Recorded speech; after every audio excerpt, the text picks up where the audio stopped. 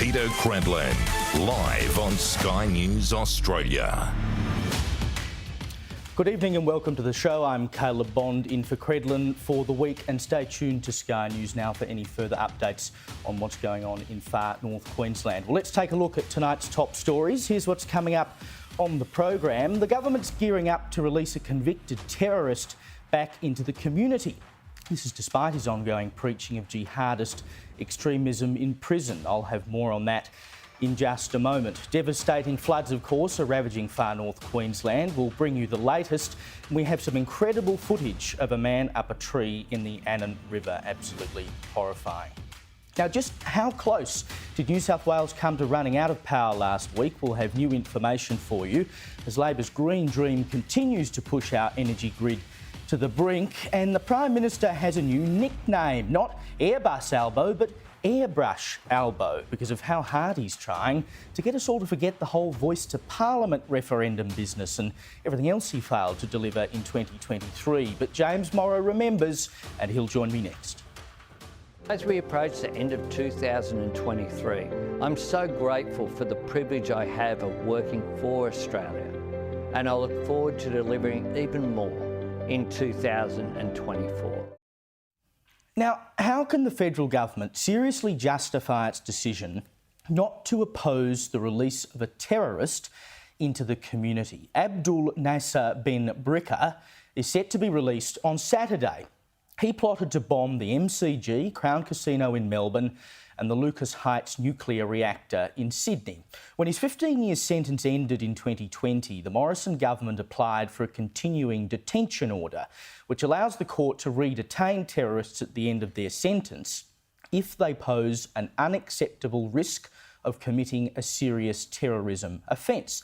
The court, of course, agreed. It clearly thought Ben Brika was a risk and locked him up for another 3 years. But with that order expiring at the end of the week, Attorney General Mark Dreyfus has decided not to apply for another continuing detention order and instead a 3-year extended supervision order. So he'll be out in the community and someone will supposedly be keeping an eye on him. Just 3 years ago, the federal government, 15 years after he was sentenced, believed he was still a terror risk. The court agreed. That's why he was locked up again. But another 3 years down the line, we're meant to believe he's no longer enough of a threat to justify his detention.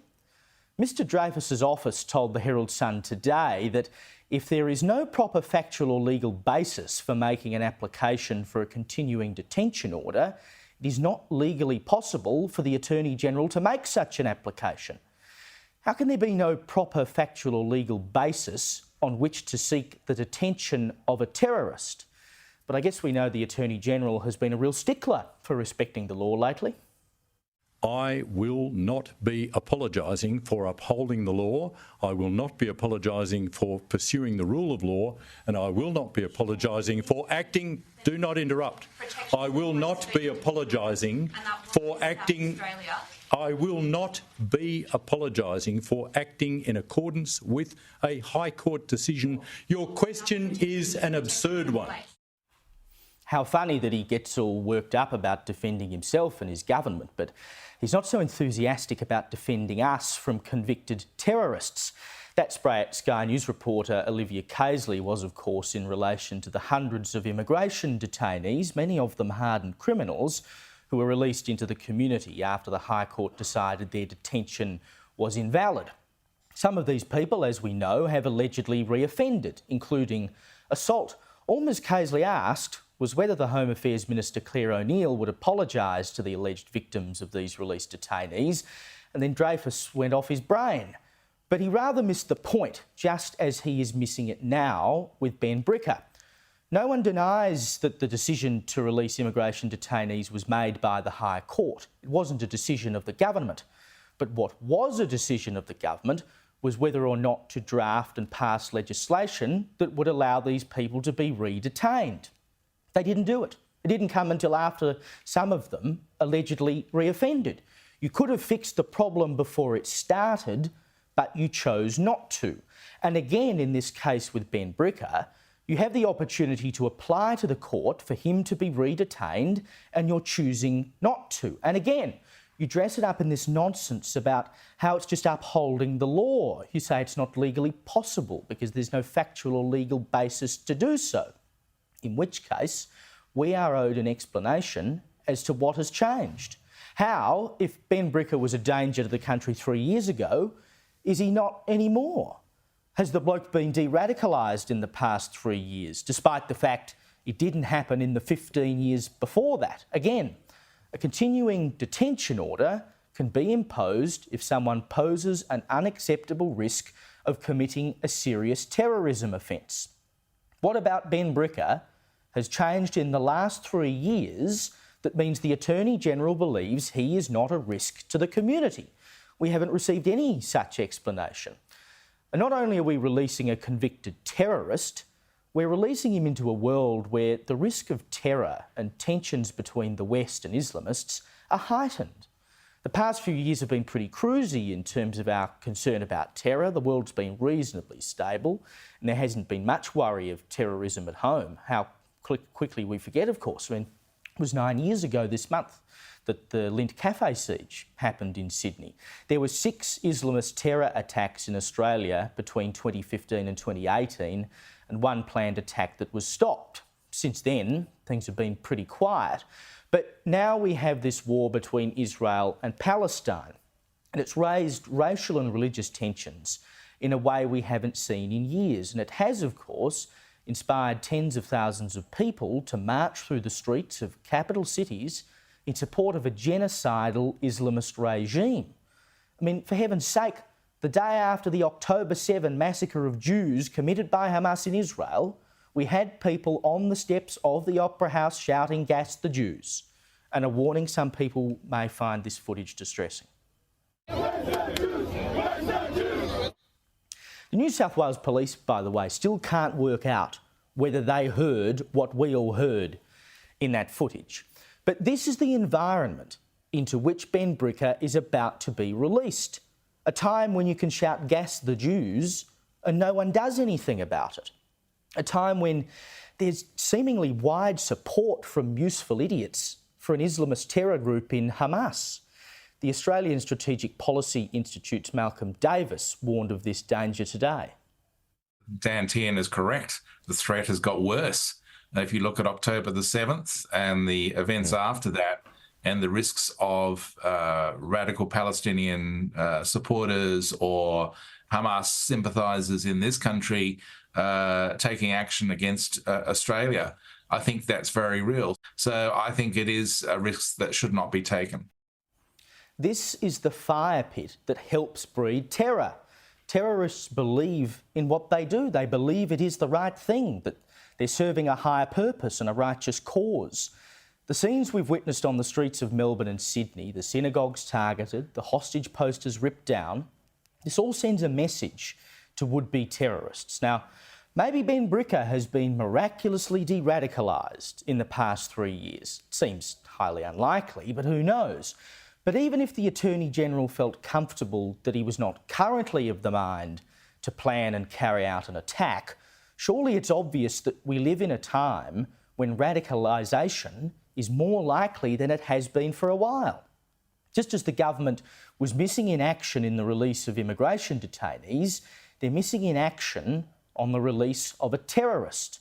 And when they're called on it, they just go, "Oh, we're upholding the law." Well, newsflash. You make the law. Do something about it. Well, let's get into the news of the day. Joining me now is Sky News host James Morrow. James, the Labor government seems to have received a last-minute rebound of support in the final news poll of the year out in The Australian today. Their primary vote lifting 2 points to 33% in the past 3 weeks. The coalition's fallen to 36. And on the two-party preferred, Labor's now leading 52-48. Which is pretty much identical to the result of the federal election in May 2022 last year, which was 52.1 to 47.9. Are you surprised to see a little bit of a rebound after a pretty ordinary couple of months? Oh, look, they've had an absolute shocker, Caleb. I mean, the last 3 months have just been pretty horrendous for the government. There's no question about that. I think that going into the holidays, though, I think probably a bit of that uplift can be attributed to just the fact that people are starting to switch off a bit from the day-to-day news and the political cycle. And the best thing, that Anthony Albanese can do for his polls is to shut up. And he's been on leave the last week. So that may very well be part of the reason why his poll numbers have lifted again. I wouldn't read a huge amount into that uplift going into the holiday period, though, just simply because people aren't dialed in to the political cycle like they would have been, 3 weeks or 6 weeks or 8 weeks ago. Yeah, and I know the AFR had it 50-50 as well today, but he's got an uphill battle next year when the rubber will really have to hit the road on things like cost of living. Now, we know about Airbus Elbow, but the Prime Minister is now being dubbed Airbrush Elbow for skipping out any reference to his failed Voice to Parliament referendum in his 2023 recap. Now, he posted this 2.5-minute video on X, no mention of the Voice, but he did make time to mention a few other highlights. Take a look. 2023, the Matildas inspired a nation. Australians dominated Hollywood. Vegemite turned 100. It's been a big year. Vegemite turned 100, James. Voice, what's that? Well, you go, you little beauty there, Vegemite. But I'll tell you what, Caleb, there's something really interesting about all those things in that grab that you played there. He had nothing to do with them. Those aren't any of the things that the government did. Now, it's interesting because the Albanese government is, when you talk to his office, they're very keen to spruik their list of accomplishments, achievements, reforms, this, that, and the other thing. But it's pretty glaring that they didn't even mention it. And there would have been a really artful and tasteful way I think they could have mentioned it, acknowledged it, said the country debated this, but it just looks like a glaring sort of omission. And it does suggest to me that, they want to just sort of memory hole the whole event, when I think really that's the sort of defining moment of this government, because ever since then, they've had a hard time holding a line on anything, whether it's, the Voice or Israel or any number of other issues. Well, the PM's just seemed really deflated, I think, ever since the Voice lost, which I don't think he needs to be, because politically the Voice losing was not the end of the world. It wasn't an issue that people really gave that much of a toss about, that it was going to cost him in the long term. But I think it's really dragged him down in his own head. And speaking of someone who often looks like they've been dragged down, the new Queensland Premier, Stephen Miles. He's got to be one of the most uncomfortable premiers I've ever seen on camera. But he's unveiled his new ministry today. And interestingly, gone is Anastasia Palaszczuk's obsession with the Olympics. There's no more dedicated minister for that role. Instead, he says there's going to be a greater focus on crime. Smells like an election coming, eh? Well, look, call it an election, call it reality. The fact of the matter is that crime, especially youth crime in the regions and in places like Townsville, is absolutely out of control. And this is going to be the defining issue. And look, I think the Labor government there is one for the high jump. I don't think that they've got a huge chance of getting back in. I think the opposition in Queensland has been doing a very strong job, and a job that I think, their counterparts in New South Wales and Victoria can learn a little something from. But that said, Caleb, this crime issue is really it's the sort of thing that makes or breaks governments, and rightfully so, because people want, this is basic quality of life stuff, and states are responsible, not the feds. The Palaszczuk government dropped the ball massively on this. People in Townsville and places like that are terrified. The number of carjackings, ram raids, all sorts of things like that. And of course, the justice system there, Caleb, is completely messed up, because for youth crime, detention, the magistrates are told by the law, has to be the last resort. And so, you wind up with people back out on the streets time and again, offending and reoffending. The cops know who's doing it, but they can't keep them locked up and keep everybody else safe. But this issue of youth crime in Queensland, it's been big for ages. I've been talking about it as long as I've been on Sky News. It must be 4 or 5 years now. Nothing has changed. If this bloke can turn it around, I tell you what, he'll definitely get re-elected, because no one else has managed to do it. And speaking of things not going so well, how can this bloke get away with this? The Australian High Commissioner to the UK, Stephen Smith, who of course was the man who last week caused an uproar because he wanted to axe Australia Day events in the UK because of the cost. Oh, think of the money. Turns out he just spent $670,000 of taxpayers' money on renovations for his residence in London. I know he's been overruled on this Australia Day stuff, but did he really think he was going to get away with this? Oh, yeah, I'm sure he did. I mean, he's only sorry that he got caught, and this is always the way it is with bureaucrats and political appointees and things like that. But, it does point, I don't want to be so hard just on Stephen Smith over this one issue, because there is a much bigger issue, I think, on the culture of DFAT itself and where it sees itself and how it considers that it represents Australia's interests. And I think that you'll find that an awful lot of people in DFAT are very reticent, I think, to defend Australia's interests, advocate for Australia. And, this sort of confusion, we saw the controversy around the paintings in the embassy, the High Commission in London earlier this year. There's a number of issues there that go, I think, beyond just the man who's in the chair.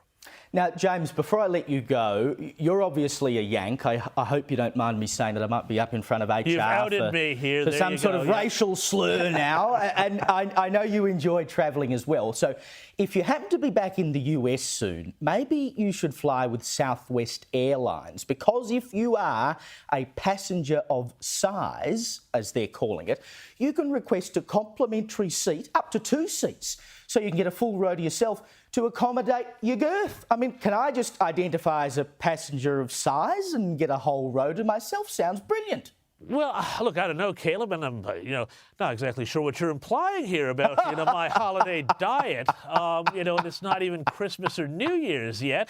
But look, Southwest is not a preferred carrier for myself when I'm in the United States. I'll just, say that. And the bit of travel advice I always give people, particularly when they're flying internationally, is never turn right. My travel advice is drink profusely. It makes it a much better time. James Morrow, thank you so much for joining me, mate. Well, as I talked about at the top of the show, the Coalition is demanding answers as to why a convicted Islamic terrorist who continued to spread jihadist ideology in prison and planned to blow up Australian landmarks will be released into the community, especially when an anti-Jewish sentiment is at an all-time high.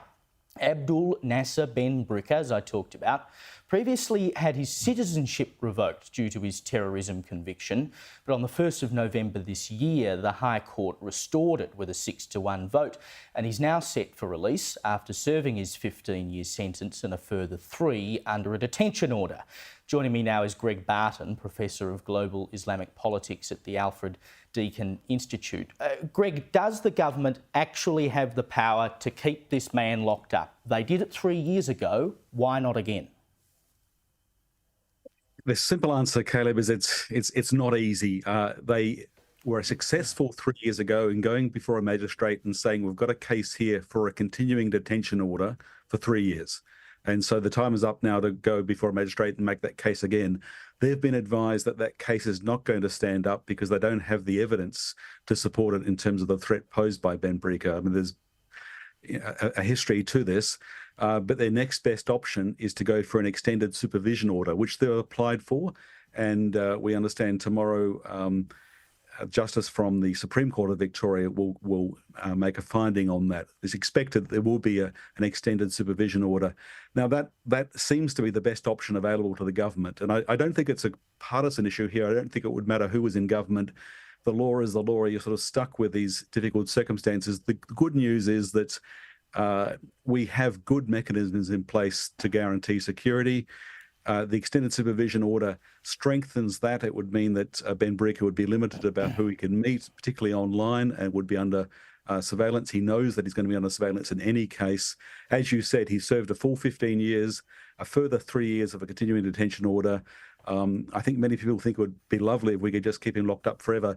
But our legal system makes that difficult. And that's just the reality that any government of the day finds. So what then is the standard by which this idea that they are still a risk is assessed? I mean, if he met that standard 3 years ago and it is now thought that he couldn't meet that standard, what has changed about him or the situation in order to no longer meet it? Well, there's three things here. One is that the continuing detention orders are very rarely applied. It's only been a couple of cases where they've been applied, and the logic is that they'd be given 3 years at a time at the discretion of a magistrate being persuaded, and then it wouldn't be indefinite detention. So it always makes the second request more difficult. Secondly, the Commonwealth had used a risk assessment tool, which many people, through wishful thinking, thought might predict future actions. It's been demonstrated that there are no risk assessment tools that can predict the future. I mean, Tom Cruise Minority Report, it's sort of a lovely thought that we can somehow have confidence about what people will do and therefore prevent them doing it when it comes to serious crime. We don't have those tools at this stage. Thirdly, Ben Bricker has been undergoing a rehabilitation program and has made progress, and that program continues outside of jail, and he'll be required to continue engaging with that program. That puts a lot of sort of checks and balances in place in terms of his relationships, and it means that if he's going off the rails, if he's had a change of heart, if in any way he's not being straightforward, he'll be found out, and he could, very likely face rearrest and further charges. So it's not a perfect system, but it is a good system. I mean, you can understand how people in the community would look at this and go, for heaven's sake, like this bloke wanted to blow up the MCG, wanted to blow up Crown Casino, and you're telling me that he's been de-radicalised? I think it's a difficult pill for a lot of people to swallow. Yeah, I think the word de-radicalisation causes a lot of misunderstanding because it suggests that there's sort of a light switch that's flicked, and how do we know what's going on inside somebody's head anyway, which is part of the problem with cases like this. It's more a question of where is he on the pathway to rehabilitation, and is he disengaging from the networks that he was previously part of that were posing a risk to society. I think we can be fairly confident that he has disengaged, and we have mechanisms to keep him disengaged. We don't know what's going inside his head or anyone else's head. That's just the reality.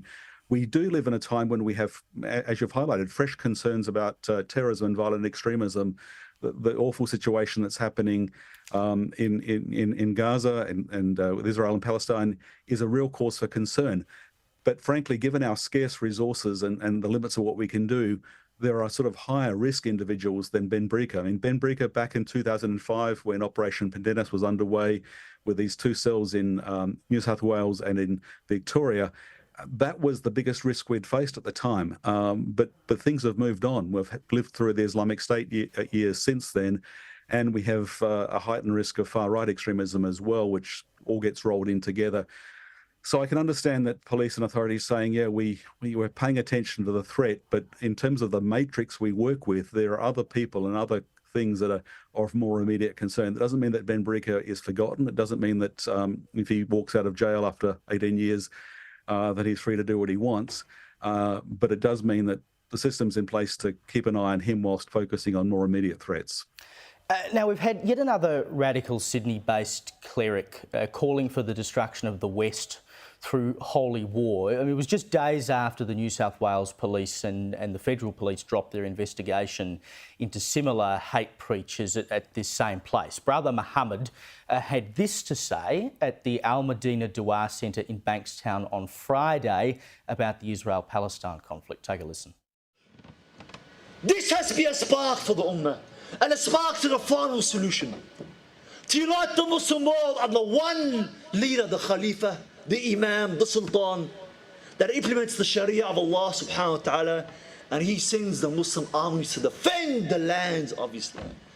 This is the only solution from the Book of Allah and the Sunnah of His Messenger sallallahu alaihi wasallam. Everyone has to work for this cause and for this effort in any way that you can. I mean, the only solution, he's talking about final solution here. He's effectively calling for war. When are the police going to crack down on these lunatics? Well, the good news is there's a lot of work being done in communities and stuff behind the scenes, frankly, we don't see, where they are really responding to these serious concerns. I mean, what these statements we just heard replayed, really disturbing, distasteful, any reference to a final solution. It's just horrible stuff. The question is, what do we best do to limit the influence and the appeal of extremists like this? And there is a lot of work being done so that these guys effectively speak into an empty space and don't get a response. Now, some of that work involves police counterterrorism intelligence. It involves, if you like, hard measures. But it also involves measures across society so that words like this just fall on stony ground and don't get a response. We need to do everything we can to limit this threat. And I completely agree that this sort of statements are really disturbing, and we should be concerned. But I think we should also be reassured that there's a lot of work being done so that people don't respond to calls from extremists like this. Well, I hope they're working hard on it, because these people at the Al Dawar Centre don't seem to be shutting up. Greg Barton, thank you so much for your time. Well, after the break, the left abandons one of its own and are teachers pushing their political agenda on our children. That's after this quick break.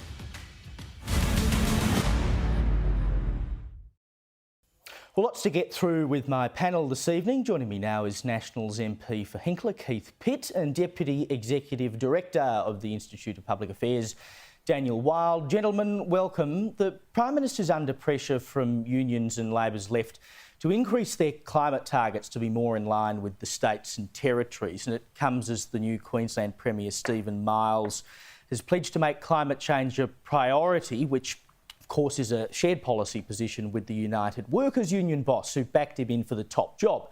But Keith, you commissioned the Parliamentary Library to research how many permanent jobs would come out of major renewable projects. The stats are staggering. I mean, we're basically talking about nothing here. I'll go through some of them. Caban Wind Farm, 37.3 million, 5 jobs. Clark Creek Wind Farm, $1.5 billion. 20 to 25 jobs. Western Downs Green Power Hub, $600 million, 7 to 10 jobs. Barumba Dam Pumped Hydro, $14.2 billion, 30 jobs. I mean, on and on and on it goes. What are we doing to ourselves here, Keith? Well, this is just a selection. So it's 8 projects across the East Coast, a combination of wind, solar and batteries. And it just puts paid to Chris Bowen's fantasy. So this is fact versus fiction. There are no jobs in these projects. It's literally 100,000 hectares of Australian land, some 5,000 plus in construction, allegedly, and you end up with about 160 plus a couple of sheep. And guess what? Nearly all of them have guaranteed contracts with either government-owned corporations or new government entities, particularly in Queensland. They're selling directly with a guaranteed purchase to Stanwell Corporation, to CleanCo, to the New South Wales government. So guess who's paying? Taxpayer. You are. And of course, Daniel, the issue, well, I mean, the sheep, they probably fart too much, so we'll have to get rid of them anyway. But you open your power bill at the moment.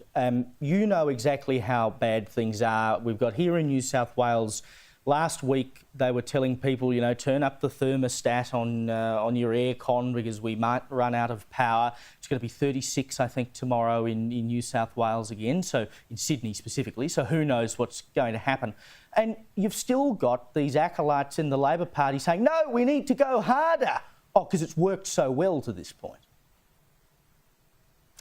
Well, that's right, Caleb. And just to build on what Keith was saying before, we've been travelling through regional locations, most recently through Northern Victoria and the Riverland in northeast South Australia, talking about these issues. And our analysis found that up to 1/3 of the prime agricultural land in Australia will be taken up by wind turbine solar panels, as well as these high voltage, high tension transmission lines. So, this is a huge issue. It's a huge issue for food security.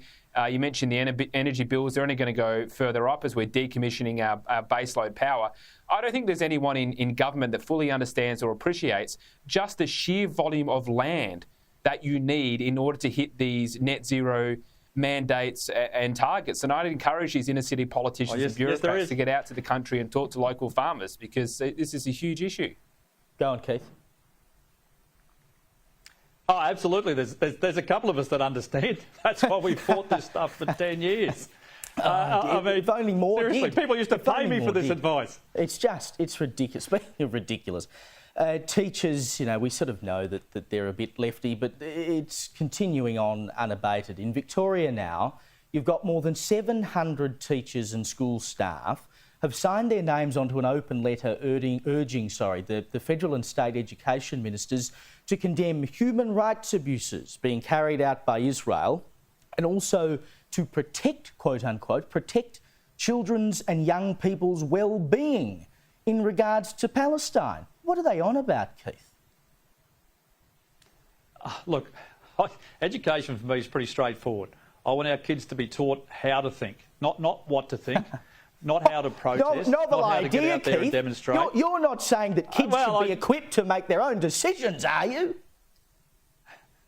Absolutely. I know Victoria's a bit different and Queensland's very much different to a lot of other places. But I just want our kids to be equipped to do what they need to do what they need to for their lives, to be able to pay their way, to be gainfully employed, to be able to make the choices that they want to make. And I don't think there's too many that are well informed about this situation. It's incredibly complex. It's been around for a long time. And I just have a really simple view. Release the hostages. I'm anti-terrorist. Well, you'd think that was pretty straightforward, but I mean, you live down there, Daniel. What's going on? Well, how long you got, Caleb? Look, I was looking into this before and I was staggered by this. So over the last 20 years, total Commonwealth government spending on education has increased tenfold, yet results have gone backwards 10%, according to the latest PISA international comparison data. So we're spending more than ever before. It's gone from $3 billion to almost $30 billion over the last 2 decades. That's just Commonwealth government. That's not including state governments. And results are going backwards. And we know why. It's because schools, there's plenty of good schools and plenty of good teachers out there. Don't get me wrong. Many of them want to do the right thing. But there's too many who no longer treat schooling as education.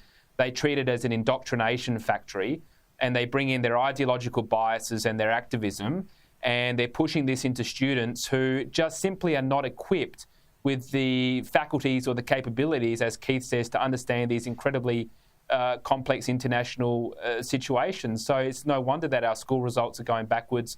And as you know, Caleb, on one of the results from the PISA survey, we're 1 year behind. So kids these days are now 1 full year behind where they were 20 years ago in terms of education outcomes, and it's getting much worse. Well, the left's long march through the institutions, I have to say, has been a great success. You know, they say the hand that rocks the cradle rules the world, and they well understand this. These people have never seen a virtue that they didn't want to signal. And speaking of virtue signalling, the Australian reported today that listeners have turned away from parts of the ABC. I mean, we knew that their radio ratings were in decline. But if you look at Radio National, its breakfast program, RN Breakfast, it's lost a third of its audience in just 2 years. So Fran Kelly left, Patricia Carvelis took over, and we know how much of a lefty she is.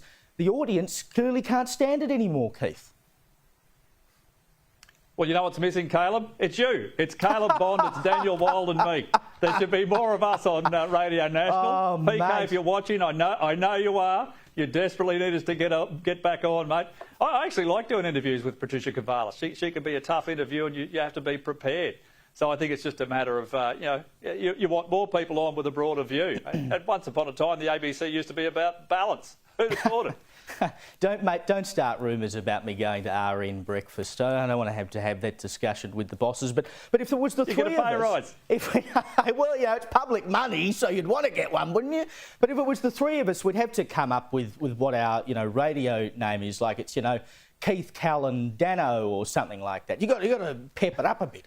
Now, I want to ask you... The emails are coming already, Caleb. That's it. I've got to ask you, Daniel, how many people in the public service do you think get their jobs because of a mate? It's a rhetorical question. We know the answer. But in South Australia, it's become an epidemic. The number of public servants who happen to have bypassed merit-based selection processes has more than tripled in the last 5 years. The Commissioner for the Public Sector Employment even had to step in to do something about it. I mean, God, I know a lot of people have been looking for work and a lot of people are struggling to get workers, but over at the public service, it's a job for anyone who wants it. Well, it looks like that. And what this reinforces to a lot of Australians is that we live in two Australias, that there's two sets of rules. There's one for those who are well off and well connected and are in or around government. And there's a different set of rules for everybody else in the country. Now, I think we all accept that if you've got a critical shortage in an area, you'd bypass normal processes. That's fair enough. But the problem we've got is the quality of our public service advice and the quality of the delivery of key public services in many cases is going backwards it's not improving. And so I don't think Australians are comfortable with this idea that you're going to have more jobs provided to people that are bypassing key merit selection criteria. And, I think this feeds in, as I say, to the broader narrative that there's just two sets of rules for different people based on their connections and what sector they're working in. Well, you know what? I mean, we're all taxpayers. Maybe they should put us on the books just so we can get a little bit of a refund out of them. It is our money after all. Keith Pitt, Daniel Wild, thank you for your time. Well, still to come, new Queensland Premier Steve Miles is put to the test by some of the worst flooding Queensland has ever seen. Matt Canavan joins me next after this. Welcome back. Well, let's bring in National Senator Matt Canavan now. Matt, I know it's a bit far from your electorate, but this devastating flooding we're seeing in Cairns and other places in Far North Queensland, I mean, you've travelled well and truly through these parts.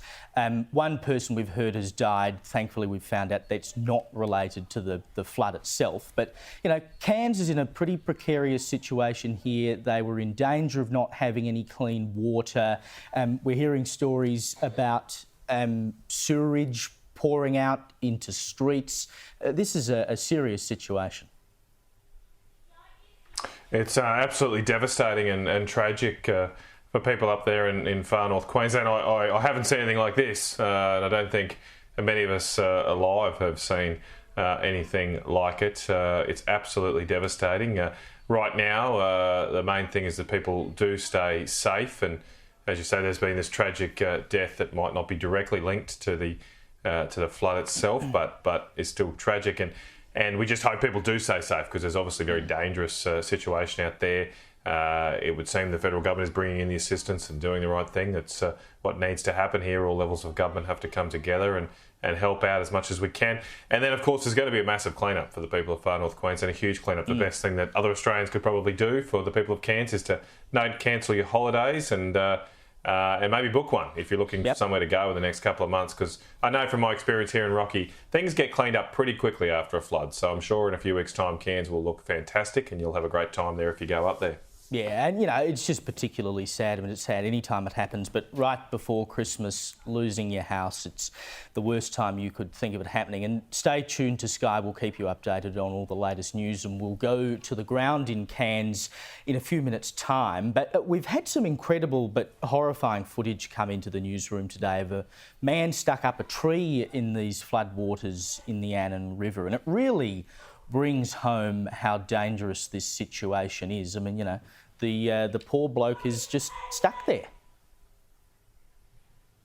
Well, things have happened so suddenly here too, almost without warning. There was no forecast it would be this bad, so people are sometimes stuck in very unsafe conditions. I think we should also keep in mind the emergency services personnel who themselves are then putting themselves into danger to rescue people in these situations.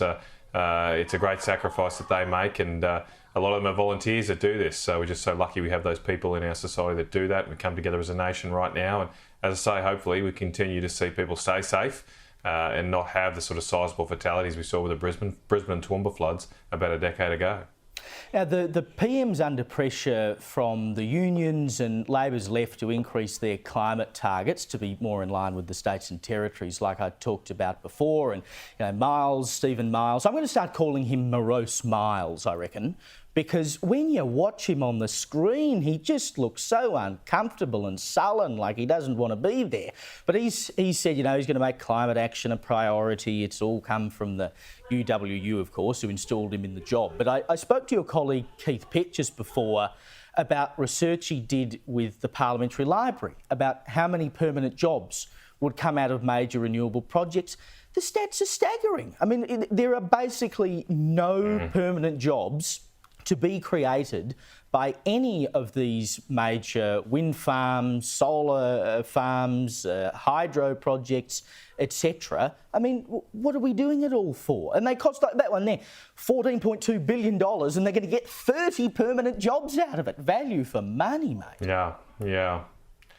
Well, this is the problem for regional areas. The promises don't match the reality when it comes to renewable energy. Renewable energy investments are like a sugar hit for the bush. They provide these jobs up front in construction, many more jobs there. Often those jobs are filled by people not from the regional area, because they sort of travel around, they're only temporary jobs. So they bring in a workforce, live in dongers. There's a bit of money spent in the town for a couple of years. And as you say, then the long term, there's no jobs. The local McDonald's will employ more people than most of these large-scale solar and wind farms long term in our own communities. So these kind of promises that we're getting that somehow we could shut down our coal industry and replace them with solar and wind is just fantasy land. And the idea now that we double down and increase our emissions targets, I mean, this is what politicians do when they're failing. When they're failing to reach an existing target and promise they've made, they make another target and promise that is just as unrealistic, but helpfully for them will be further into the future. Now, I don't know if Stephen Miles will win the election next year, but I can be pretty confident in this prediction, Caleb, that he won't be Premier in 2035. And that's why it's easy for him to make this sort of 70% reduction of emissions in 2035. He won't be there to be held account to it. And the Labor Party, they actually increased emissions last year. Our emissions went up last year while they were in power federally. And now they're going to tell us they're going to cut it by 70% when they can't even control emissions this year. I mean, how absurd is this? I tell you what, I hope he's not Premier in 2035. You'd have to leave Queensland. Something would have gone horribly wrong. I know. I've woken up from a bad dream. Oh, goodness me. But we've got to make it stick. Morrow smiles. Airbus Albo, Morrow smiles. So we've got to get it to stick. Now, charities are seeing a surge in demand this month. Obviously Christmas is around the corner. The cost of living squeeze is hitting hard in the run-up. And at the same time, you've got these charities reporting that, their demand is outstripping supply. There's fewer donations coming in because people struggle to find the extra dollars to donate. And then you've got Food Bank Victoria saying that in the past few weeks, they've had their busiest period in their 93-year history. But they've got more food going out than coming in.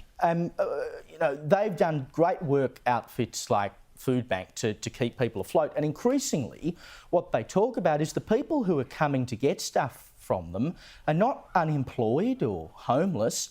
They're working normal jobs. They just can't make ends meet.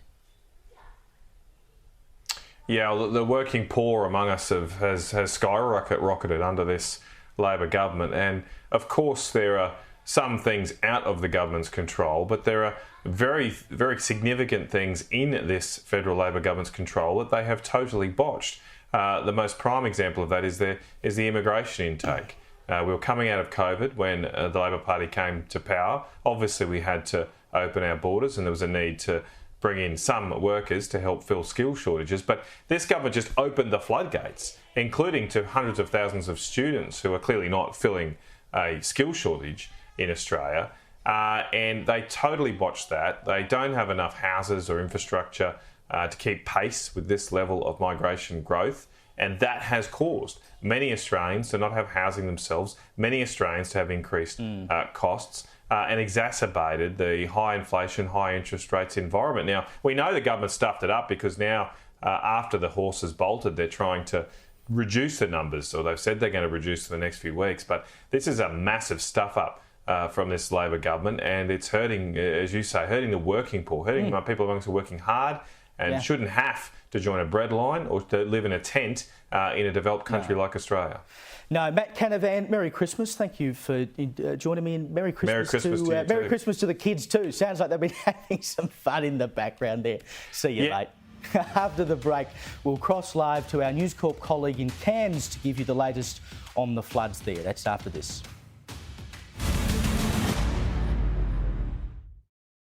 Well, let's get the latest on the flooding emergency unfolding in Far North Queensland. Joining us now is Peter Carruthers from the Cairns Post. Peter, what's the latest? Mate, well, I've been out to Holloway's Beach and Machen's Beach. They were two of the northern beachside communities which were affected by what they're calling is a 1 in 100-year flood. And, on the ground there, the devastation, it's severe.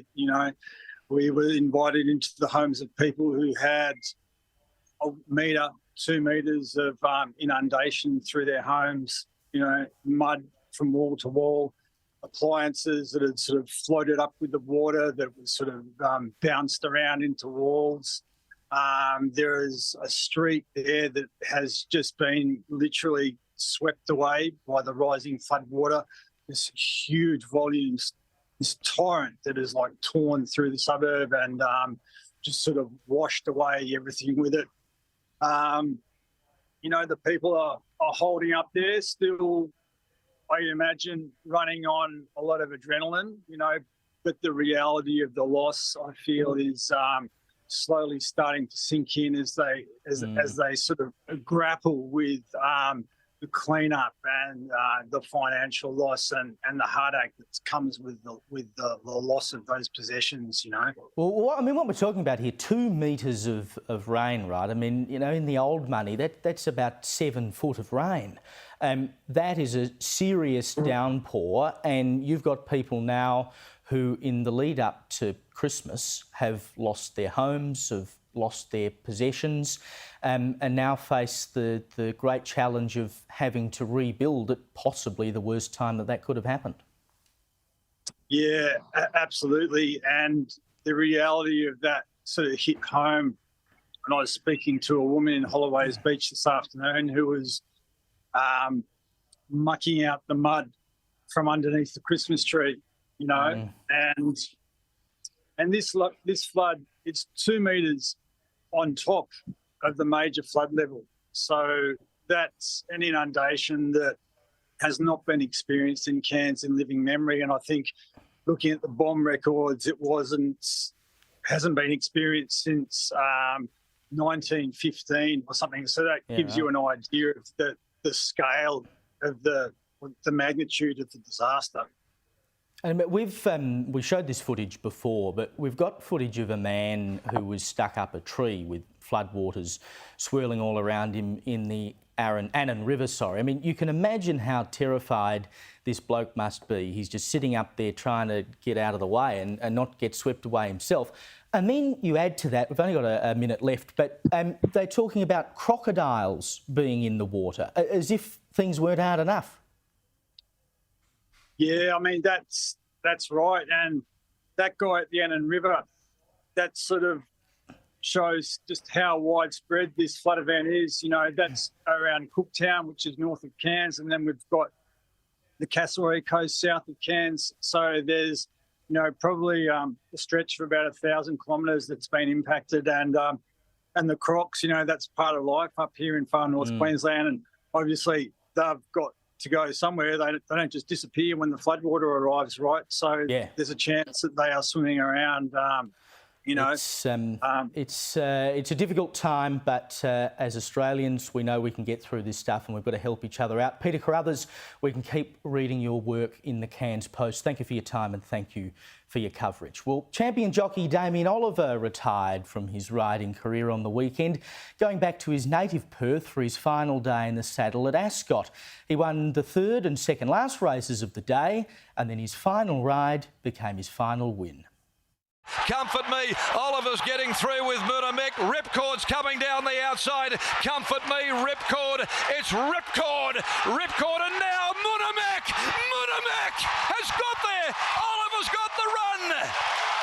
The racing gods have spoken. It's gold at Ascot. Ollie goes out a winner in the Gold Rush. How bloody good. And can you believe the stewards fined him $500 for saluting before the finish line? It was his last ever ride, for heaven's sake. It's un-Australian.